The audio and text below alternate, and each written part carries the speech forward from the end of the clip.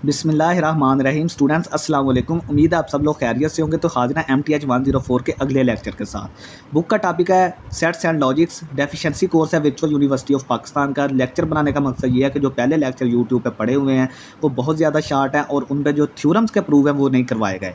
तो इंशाल्लाह ताला हम यहाँ पर आपको तमाम थ्योरम्स के प्रूव ईजी वे में करवाएंगे। आपने थोड़ा सा समझ के इसको पढ़ना है और इस लेक्चर में इंशाल्लाह ताला हम मॉड्यूल नंबर 41 और 42 कवर करेंगे ईजी वे में। आपसे ये रिक्वेस्ट है कि अगर आप चैनल पर अभी तक नए हैं तो प्लीज़ इसको लाजमी सब्सक्राइब करें और दोस्तों में वीडियोस को ज़रूर शेयर करें, वीडियोस को लाइक करें, कमेंट करें, कोई मसला परेशानी है तो चलिए स्टार्ट करते हैं अपना आज का lecture. Ordering of cardinal numbers सबसे पहला टॉपिक है। तो स्टूडेंट्स हमने दो तरह के कार्डिनल नंबर पढ़े हैं, एक एल्फ नॉट और एक सी जिसको हम पावर ऑफ कंटिन्यूम बोलते हैं। तो आपसे कोई पूछ सकता है कि इनमें से बड़ा नंबर कौन सा है, तो यहाँ पे हम इस लेक्चर में यही देखेंगे कि इनमें बड़ा नंबर कौन सा है। तो देखें, let A and B be two sets, we say that cardinality of A is less than or equal to cardinality of B if there exists a one-to-one function f from A to B। तो देखें, फ़र्ज़ करें कि अगर आपके पास ये अब हमने यहाँ पे दो केस हैं कि cardinality of A is less than B cardinality और A की कार्डिनैलिटी B के बराबर है, less than or equal to है ना, तो दो केसेस बनते हैं। सबसे पहले हम इक्वल टू का केस देखते हैं कि इक्वल टू का क्या मतलब है। तो देखें, इक्वल टू का ये मतलब है कि अगर हमारा देखें एक सेट ए है एक सेट बी है, ए में एलिमेंट्स ए बी सी है, बी में एलिमेंट्स 1 2 3 है। तो हमने एक फंक्शन डिफाइन किया ए से लेकर बी तक। इस तरह के ए जो है वो 1 पे मैप हो रहा है, बी जो है 3 पे, सी जो है 2 पे मैप हो रहा है। तो देखें यहाँ पे हमारा जो फंक्शन है वो क्या है, 1 1 भी है और ऑन टू भी है। 1 1 का क्या मतलब है कि एक फंक्शन जो है एक एलिमेंट से ही मैप हो रहा है, और दूसरा ऑन टू का क्या मतलब है कि ये जो सारे एलिमेंट्स हैं ये सारे के सारे मैप हैं और इसका कोई ना कोई प्री इमेज हमें लाजमी मिल रहा है, यानी कि ये सारे एलिमेंट्स मैप होने का मतलब है कि ये फंक्शन ऑन टू भी है। तो इसका मतलब ये है कि ये जो अगर कोई फंक्शन 1 1 भी हो और ऑन टू भी हो तो फिर हम क्या बोल देंगे कि वहाँ पे उसकी ए की जो कार्डिनैलिटी है वो बी के बराबर है। और जनरली ये चीज़ जो हमने लिखी है वो जनरली लिखा हुआ है। जनरली अब अगर हमें ये ना पता हो कि कोई सेट 1 1 तो है ऑन टू नहीं है तो हम क्या करेंगे, फिर हम बराबर लिख देंगे? नहीं, हम क्या करेंगे, उसको जनरली जो लिखेंगे वो A less than or equal to दोनों केसेस ले लेंगे। यानी इनमें से कोई एक बात, दोनों केसेस का क्या मतलब होता है कि इनमें से कोई एक बात ज़रूर सच होगी, दोनों भी सच हो सकती हैं। तो देखें, अगर कोई फंक्शन 1 1 भी है ऑन टू भी है तो फिर आपने ये दोनों वाला केस ले लेना है, यानी कि उसकी कार्डिनैलिटी जो है वो less than or equal to B हो सकती है। इक्वल टू का केस इसमें ख़त्म हो जाएगा, ठीक हो गया। और जनरली जो हम लिखेंगे, जनरली हम यही लिखेंगे इक्वल टू और लेस देन। लेकिन जब हम उसको खोल के देखेंगे फंक्शन को, अगर वो 1 1 और ऑन टू भी हुआ तो फिर ये वाला केस ले लेंगे, यानी बराबर होगी उसकी कार्डिनैलिटी। अगर वो कोई फंक्शन जो है वो 1 1 तो है लेकिन ऑन टू नहीं है तो हम बोलेंगे कि ए की कार्डिनैलिटी लेस देन है बी की कार्डिनैलिटी। इसके एग्जांपल देखें, ये सेट ए है, ए बी सी इसमें एलिमेंट है, और ये सेट बी है, 1 2 3 4 इसमें एलिमेंट है, और जी फंक्शन हमने ए से बी डिफाइन किया है। अब देखें, इसमें एक एलिमेंट बच गया तो जाहिर बात है इसमें 3 एलिमेंट्स हैं और इसमें 4 एलिमेंट्स हैं, तो एक नंबर ऑफ एलिमेंट्स कम है बी के नंबर ऑफ एलिमेंट्स से। तो इसका मतलब इसका मतलब ये है कि जो बी है वो ये फंक्शन जो है वो 1 1 2 है लेकिन ऑन टू नहीं है। तो ये ऐसा जब केस होगा तो हम लेस देन वाला केस लेंगे, और जब दोनों फंक्शन 1 1 और ऑन टू दोनों होंगे तो फिर हम इक्वल टू का केस ले लेंगे। और जनरली हम इसको ये चीज़ लिखेंगे क्योंकि हमें पहले नहीं पता होगा कि ये 1 1 ऑन टू दोनों है या नहीं है। दूसरी बात इसमें यह है कि the above relation between cardinal numbers are well defined.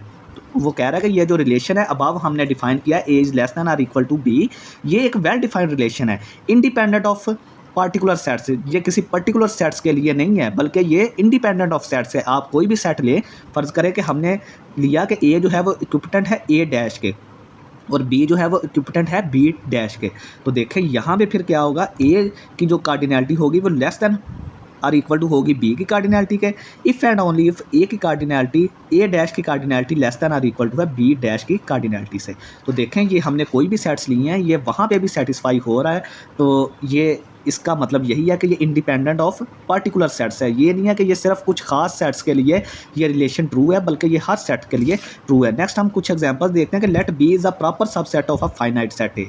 कोई फाइनाइट सेट ए है और बी उसका प्रॉपर सबसेट है। प्रॉपर सबसेट हम पीछे पढ़ के आए हैं कि ए अगर ये सेट है और बी छोटा सेट हो, अगर ए के अगर बी के तमाम एलिमेंट्स ए में मौजूद हो और ए में कोई ना कोई एलिमेंट्स ज़्यादा हो बी से, तो हम बोलेंगे कि बी जो है वो ए का प्रॉपर सबसेट है। तो देखें इसमें 1 2 तो है, लेकिन 1 2 के अलावा 3 4 भी ए में मौजूद है, तो बी जो है वो ए का क्या है, प्रॉपर सबसेट है। और यहीं से हमें पता चल गया कि जो बी की कार्डिनैलिटी है वो लेस देन है ए की कार्डिनैलिटी से। बी में 3 एलिमेंट्स हैं और इसमें कितने हैं, बी में 2 एलिमेंट्स हैं और इसमें 4 एलिमेंट्स हैं। तो इसका हम लिख सकते हैं कि बी की कार्डिनैलिटी लेस देन क्या है, ए की कार्डिनैलिटी से, क्योंकि कार्डिनैलिटी क्या होता है, नंबर ऑफ एलिमेंट्स। ठीक है, नेक्स्ट हमारे पास है let N be a finite cardinal. N कोई जो है वो फाइनाइट कार्डिनल नंबर है। लेट हमने किया कि एन जो है वो कोई भी फाइनाइट कार्डिनल नंबर है। Let A be a finite subset of P is equal to 1 2 3 up to so on. यानी हमने क्या किया, हमने कोई ए सेट लिया जो कि फाइनाइट है और सब सेट है किसका, सेट ऑफ पॉजिटिव इंटीजर्स का। इस सेट का हमने कोई भी सबसेट ए लिया तो देन क्या होगा, देन ये होगा कि ज़ाहिरी बात है कि जब हमने इसका, ये तो एक इनफाइनाइट सेट है और इसका हमने इस सेट का एक फाइनाइट सबसेट ले लिया, तो ये तो इनफाइनाइट सेट है और वो फाइनाइट सेट है, तो ज़ाहिरी बात है इनफाइनाइट सेट में ज़्यादा एलिमेंट्स होंगे, उसमें कम होंगे, तो दोनों की कार्डिनैलिटी कभी भी बराबर नहीं हो सकती। तो इसका मतलब ये है कि ए की कार्डिनैलिटी जो है वो कभी भी बराबर नहीं होगी सेट ऑफ पॉजिटिव इंटीजर्स की कार्डिनैलिटी से। तो यहाँ से हम फिर कह सकते हैं कि ए जो है इसका सबसेट है, ए जो है इसका सबसेट है, तो इसका मतलब ये है कि ए में थोड़े एलिमेंट्स होंगे, तो ए में जब थोड़े एलिमेंट्स होंगे तो ए की कार्डिनैलिटी जो है वो लेस होगी पी की कार्डिनैलिटी से। तो ए के नंबर ऑफ एलिमेंट्स को हमने क्या लेट किया था, यहाँ पे जो हमने number of finite cardinal number जो लेट किया था वो क्या था, एन। यानी इसमें ए में कितने एलिमेंट्स होने चाहिए, एन होने चाहिए। तो ए की कार्डिनैलिटी हमने क्या लिखी, एन, जो हमने ऊपर फ़र्ज़ की है। और पी की कार्डिनैलिटी को क्या लिखते हैं हम, एल्फ नॉट। तो इसका मतलब ये है कि 0 जो है वो लेस देन 1 है। अगर उसमें जो फाइनाइट सेट हमने लिया है या जो एन हमने लिया है उसमें कोई एलिमेंट नहीं है तो 0 होगा, 0 भी एल्फ नॉट से छोटा है। अगर 1 एलिमेंट होगा वो भी छोटा है, अगर 2 भी है तो वो भी छोटा है। यानी अगर उसमें कोई 1000 एलिमेंट्स भी होंगे तो वो छोटा ही होगा एल्फ नॉट से, क्योंकि एल्फ नॉट में तो इनफाइनाइट एलिमेंट्स हैं। ठीक है, तो ये एक सीक्वेंस आपने इस तरह याद रखना है कि उसमें जितने भी एलिमेंट्स होंगे, अगर 1 है वो 1 भी छोटा होगा एल्फ नॉट से, 2 भी छोटा होगा, 3 भी, 4 भी, एल्फ नॉट से सारे छोटे होंगे। नेक्स्ट हमारे पास है consider the set P of positive integers and the unit interval I that is consider sets P. तो देखें हमने एक सेट ऑफ पॉजिटिव इंटीजर्स लिया जिसको पी 1 2 3 ये सेट, ये तो हम पढ़ते आ रहे हैं बहुत देर से, और आई हमने एक यूनिट इंटरवल 0,1 ले लिया। इस इंटरवल को हम इस तरह भी ले सकते हैं कि यहाँ से जो ये जो एलिमेंट्स होते हैं ना, ये जो यूनिट इंटरवल होता है ये रियल लाइन का एक टुकड़ा होता है। ये देखें यहाँ पे मैं आपको बना के दिखाता हूँ, ये हमारी रियल लाइन है -∞ से +∞, और ये 0 है और यहाँ पे कहीं पे 1 है। ठीक है, तो ये 0 से लेकर 1 तक ये इस रियल लाइन का क्या है, टुकड़ा है। तो इसमें सारे कौन से हैं, रियल नंबर्स हैं। तो यहाँ पे इस इंटरवल को लिखने की एक और शक्ल है कि x belongs to real number such that x जो है वो हमारा 0 और 1 के दरमियान है और 0 और 1 इसमें शामिल है। ठीक है, क्योंकि इसमें क्या है, क्लोज्ड इंटरवल आ रहा है। अब हमने क्या किया कि p से लेकर i तक हमने एक फंक्शन डिफाइन किया f। जो फंक्शन हमने डिफाइन, उसका फार्मूला क्या है फंक्शन का, fn is equal to 1/n is 1 to 1। तो देखें ये फंक्शन जो है वो क्या है, 1 to 1 है। 1 to 1 का क्या मतलब है कि इसमें एक एलिमेंट डाला तो हमें एक एलिमेंट ही मिल रहा है। तो देखें जब हमने इस फंक्शन में 1 डाला तो हमें 1 मिला और 1 यूनिट इंटरवल से बिलोंग कर रहा है i से। 2 डाला तो 1/2 मिला 0.5, वो भी इस इंटरवल से बिलोंग कर रहा है। 3 डाला 1/3 0.3 मिला, बिलोंग्स टू i। तो आप कोई नंबर भी डालें इस फंक्शन में तो आपको वो नंबर जो है वो इसी यूनिट इंटरवल से बिलोंग करेगा। तो देखें इसका ये मतलब हुआ कि ये फंक्शन 1 1 तो है, यानी एक एलिमेंट डाल रहे हैं तो एक एलिमेंट हमें मिल रहा है। दूसरा, आप इसको मैथमेटिकली अगर किसी फंक्शन को आप 1 1 प्रूव करना चाहते हैं तो उसके लिए आपने क्या करना होता है, 2 इमेजेस ले लेनी होती है। उस फंक्शन की 2 क्या ले लेनी होती है, इमेजेस ले लेनी होती है। इमेजेस का क्या मतलब है, इमेजेस वो नंबर होता है जब उस पर फंक्शन अप्लाई हो जाता है। किसी नंबर पर जब फंक्शन अप्लाई हो जाता है तो उसको हम इमेज बोलते हैं। हमने क्या किया, हमने 2 एलिमेंट्स n1 और n2 लेकर उन पर फंक्शन अप्लाई किया और दोनों को बराबर रख लिया। बराबर का क्या मतलब है, तो देखें अगर हमने इनको दोनों को बराबर रखा है ना, कि अगर किसी फंक्शन की इमेजेस दोनों बराबर है तो इसका मतलब ये है कि इमेजेस ही नहीं बराबर बल्कि 2 एलिमेंट्स ही बराबर थे जो हमने लिए थे, जो जिन पर हमने फंक्शन अप्लाई किया था वो एलिमेंट्स ही बराबर थे। तो देखें f ऑफ n1 का क्या मतलब है, फंक्शन में n1 पुट करें तो 1/n1 और 1/n2। ठीक है, आप इसको भी ऊपर ले जाए, इसको इन्वर्स करें तो n1 किसके बराबर आ गया, n2। देखें हमने 2 नंबर्स की इमेजेस ली थी, यानी उन पर नंबर्स पर फंक्शन अप्लाई करके दोनों को बराबर रखा था तो एट द एंड हमें पता चला कि यार अगर ये इमेजेस बराबर है ना तो ये नंबर्स भी सेम थे, बराबर थे। तो यही चीज़ 1 to 1 मैथमेटिक्स में प्रूव करते हैं। तो ये इसका क्या मतलब है कि ये 1 to 1 है। और जब कोई चीज़ 1 to 1 हो तो उसको हम क्या लिखते हैं कि पी की जो कार्डिनैलिटी है वो less than or equal to है आई के, यानी कि इसकी जो कार्डिनैलिटी है वो less than or equal to है आई के। ठीक हो गया।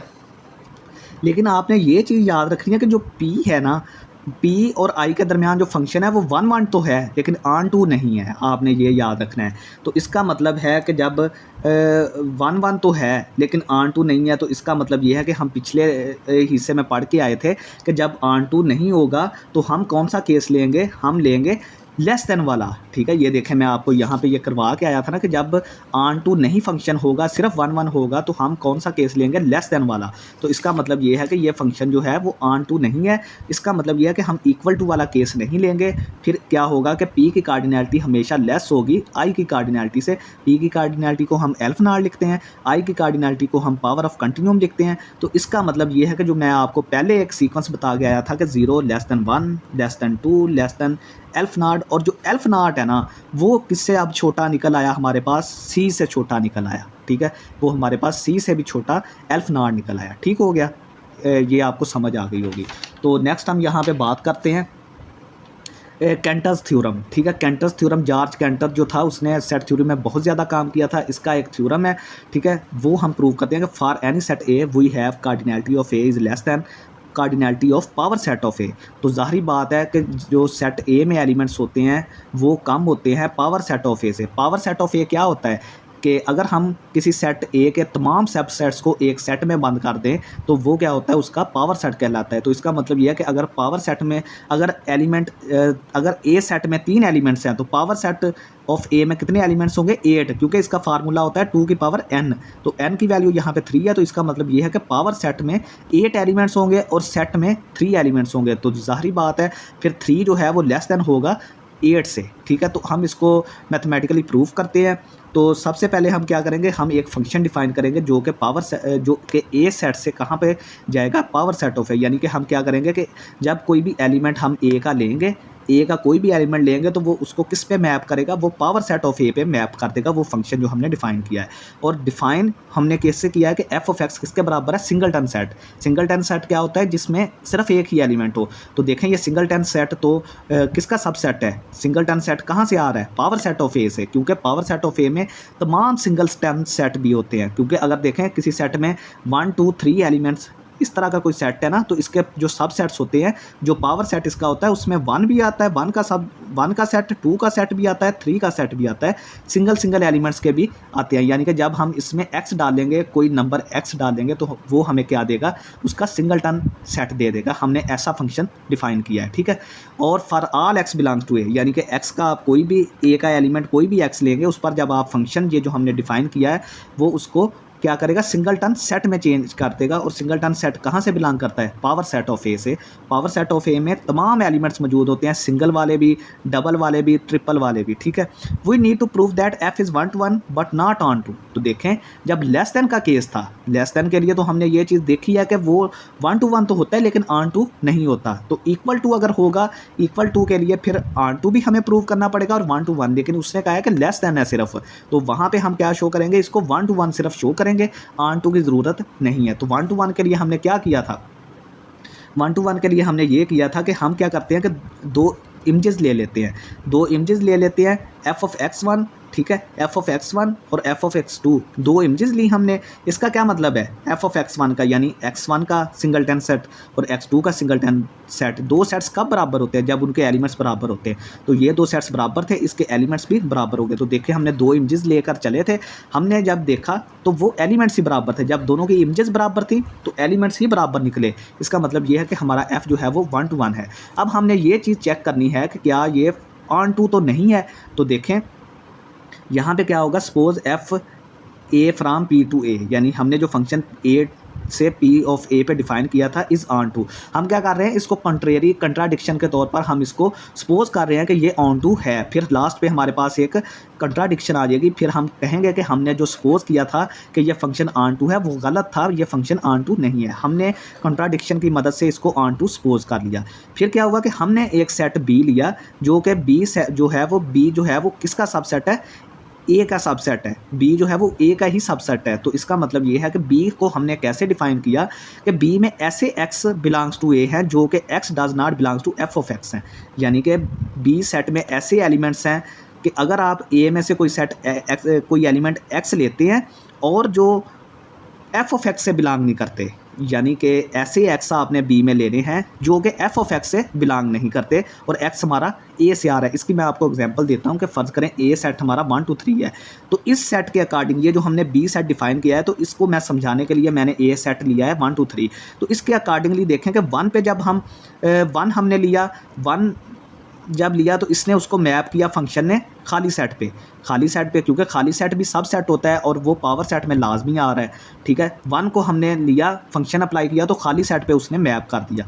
2 को लिया तो उसने 1,3 पे मैप कर दिया, क्योंकि इस सेट के हम सबसेट ले रहे हैं ना, इस सेट के सबसेट यहाँ पे हमने ये सेट था तो इसके सबसेट की बात करेंगे। तो देखिए 1 जो है वो खाली ये इसकी इमेज आ रही है ना, यानी एफ ऑफ एक्स आ रहा है, ये इमेज आ रही है, यानी जब हम 1 पे फंक्शन अप्लाई करते हैं तो उसकी इमेज हमें 5 मिलती है, एक खाली सेट मिलता है, तो 1 जो है वो खाली सेट में तो नहीं आ रहा। तो ये उसकी एग्जांपल है कि यानी हम x के वो एलिमेंट्स ले रहे हैं जो कि ऐसे x ले रहे हैं a में से जो कि f ऑफ x को बिलोंग नहीं करते। तो इसी तरह देखें 2 किस पे मैप हो रहा है, 1,3 पे, लेकिन ये देखें जिस पे ये मैप हो रहा है यानी f ऑफ x पे, तो उसमें ये 2 खुद तो नहीं है, ये b सेट की हमने फॉर्मेशन की है। यानी 3 की बात करें, 3 पे फंक्शन अप्लाई करें तो 2 पे मैप कर रहा है, 2 सेट पे, तो 2 में ये एलिमेंट तो कहीं भी नहीं है, तो बी सेट हमारा इस तरह का है। तो देखें clearly B is a subset of A. तो जारी बात है कि जब हम ए में से एलिमेंट्स ले रहे हैं एक्स के, लेकिन वो एलिमेंट्स ले रहे हैं जो एफ ऑफ एक्स से बिलोंग नहीं करते, तो एक्स के एलिमेंट्स ले रहे हैं तो बी जो है वो ए का सबसेट होगा, so B belongs to power set of A. तो देखें अगर बी जो है वो ए का सबसेट है और ए जो है ए पावर सेट ऑफ ए में तमाम सबसेट्स हैं, तो इसका मतलब ये है कि वो बी सेट जो है वो भी किसी पावर सेट ऑफ ए में कहीं पे मौजूद होगा, क्योंकि पावर सेट ऑफ ए में ए के तमाम सबसेट मौजूद हैं और बी जो है वो ए का सबसेट है, तो वो बी जो है वो भी कहीं पावर सेट ऑफ ए में कहीं पड़ा होगा। Also since f is onto so there exist, हमने ये सपोज किया कि एफ जो है वो ऑन टू है, so there exist a belongs to A such that f of A is equal to B. तो जब हमने उसको ऑन टू सपोज किया तो हमें क्या होगा, हमें जब देखें ऑन टू हम कैसे देखते हैं कि ये बी एलिमेंट है, बी पे बी यहाँ पे बी सेट है हमारे पास, ये हमारे पास जो सेट है ये पावर सेट्स का सेट है और ये सेट ए है, इसमें एलिमेंट्स सेट मौजूद हैं, इसमें एलिमेंट्स किस तरह के मौजूद है, सेट की शक्ल में, और इसमें एलिमेंट्स ए मौजूद हैं, ठीक है, ए की शक्ल के ए बी सी डी इस तरह के, और इसमें सेट्स मौजूद हैं। तो जब बी सेट पे हमने फंक्शन अप्लाई किया तो उसने किस पे मैप किया, ए पे मैप किया, तो इसका मतलब ये है कि एफ ऑफ ए जो है किसके बराबर है, बी के बराबर, ठीक है। तो देखें हमारे पास हर ए के लिए जो ए से हमने बिलोंग करता है हमारे पास कोई ना कोई उसकी प्री इमेज है, यानी कि ये देखें कोई भी आप एलिमेंट लें यहाँ पे ए सेट का, उसके कॉरस्पॉन्डिंग हमें यहाँ पे कोई ना कोई चीज़, कोई ना कोई सेट ज़रूर मिलेगा। जिस तरह के बी के लिए हमें ए एलिमेंट मिल गया, यानी ए पर हमने एफ़ अप्लाई किया तो हमें बी सेट मिला और बी की जो प्री इमेज है वो हमें ए मिल गई यहाँ पे। अब हमारे पास 2 पॉसिबिलिटीज़ हैं कि या तो ए जो है वो बी को बिलोंग कर रहा है और या बी ए जो है वो बी को बिलोंग नहीं कर रहा है। इन दोनों पॉसिबिलिटीज़ को हम अलग-अलग देखते हैं, ठीक है। तो क्योंकि देखें कि बी जो है वो ए का सबसेट है, बी जो है वो ए का सबसेट है और ए जो है वो ए का एलिमेंट है, तो ए जो है या तो बी में आ सकता है या ए में बी में नहीं आ सकता। सबसे पहले देखते हैं कि अगर ए जो है वो बी को बिलोंग कर रहा है तो इसका मतलब ये है कि ए जो है फिर एफ ऑफ ए को भी बिलोंग करेगा। Then by definition of set B we have a does not belong to B. तो देखें अगर ए जो है वो बी को बिलोंग कर रहा है तो इसका मतलब ये है कि एफ ऑफ ए जो है वो ए को ज़रूर बिलोंग करेगा, यानी एफ ऑफ ए जो है वो एफ ऑफ ए को बिलोंग करेगा, ठीक है। क्योंकि बी सेट को हमने किसके बराबर लिया है, एफ ऑफ ए के बराबर। देखें ये एफ ऑफ ए किसके बराबर है, बी के, और अगर हमने ये किया है कि ए बी को बिलोंग कर रहा है तो इसका मतलब ये है कि ए जो है वो एफ ऑफ ए को बिलोंग कर रहा है। लेकिन जो सेट बी की डेफिनेशन है उसमें हम क्या कह रहे हैं, उसमें हम ये कह रहे हैं कि अगर कोई एलिमेंट ए सेट को बिलोंग करता है, फिर वो क्या करेगा, उसकी इमेज को बिलोंग नहीं करेगा। तो यहाँ पे इसकी वजह से हमारे पास कॉन्ट्राडिक्शन आ गई। देखें यहाँ पे हमने कहा कि ए बी को बिलोंग कर रहा है और साथ ही हमने कह दिया कि ए एफ ऑफ ए को भी बिलोंग कर रहा है, लेकिन सेट बी की डेफिनेशन अगर हम देखें वहाँ पे तो हमने ये देखा था कि ऐसा एलिमेंट हमने लेना है जो सेट बी को तो बिलोंग कर रहा है लेकिन एफ ऑफ ए को बिलोंग नहीं कर रहा है। लेकिन यहाँ पे देखें ए जो है बी को बिलोंग कर रहा है और ए जो है एफ ऑफ ए को बिलोंग कर रहा है, तो इसका मतलब ये है कि ये कॉन्ट्राडिक्शन आ गई। ठीक है, अब हम देखते हैं कि ए जो है वो बी को बिलोंग नहीं कर रहा, तो इसका मतलब ये है कि ए जो है वो एफ ऑफ ए को बिलोंग भी नहीं करता, देन ए जो है वो बी को बिलोंग करेगा। तो देखें हमने फिर बी की डेफिनेशन की वजह से ये सारी कॉन्ट्राडिक्शन आ रही हैं, क्योंकि बी में हमने बोला था कि हमने वो एलिमेंट लेना है। यहाँ पे देखें ए जो है वो बी को बिलोंग कर रहा है, ए जो है वो बी को बिलोंग नहीं कर रहा है, और साथ ही फिर क्या होगा कि वो ए को फिर, हालांकि बी की डेफिनेशन के मुताबिक ए जो है वो एफ ऑफ ए को बिलोंग कर जाना चाहिए था, लेकिन यहाँ पे फिर क्या हुआ कि ए जो है वो एफ ऑफ ए को भी बिलोंग नहीं कर रहा, ए जो है बी को भी बिलोंग नहीं कर रहा। तो इसका मतलब ये है कि ए जो है वो बी को बिलोंग कर गया, तो ये कॉन्ट्राडिक्शन है। ये क्या है, कॉन्ट्राडिक्शन है। तो ये फंक्शन ऑन टू नहीं है, तो इसका मतलब ये है कि ये चीज़ हमने यहाँ पे प्रूव कर दी है। ठीक है, ये जो बी की डेफिनेशन है ना, ये आपने ज़हन में रखनी है, क्योंकि इनमें से एक केस होगा बी के लिए, अगर ये चीज़ बिलोंग नहीं कर रही तो ए जो है फिर एफ ऑफ ए को बिलोंग करना चाहिए। अगर ये ए जो है बी को बिलोंग नहीं कर रहा तो ए जो है एफ ऑफ ए को बिलोंग करना चाहिए। तो देखें बी के, फिर यहाँ से हमें पता चला कि ए तो बी को बिलोंग कर रहा है, ठीक है, बी की डेफिनेशन की मदद से, लेकिन यहाँ पे नहीं कर रहा है, यहाँ पे कर रहा है, तो ये कंट्राडिक्शन है। ठीक है, नेक्स्ट हमारे पास एक थ्योरम है कि प्रूव दैट 2 की power aleph naught is equal to किसके बराबर है, सी के बराबर। तो ये एक थ्योरम है जो कि हमारे कोर्स से अबव है, यहाँ पे हम इसका प्रूव नहीं करेंगे, आप एमसीक्यूज़ के हवाले से इसको याद रखें।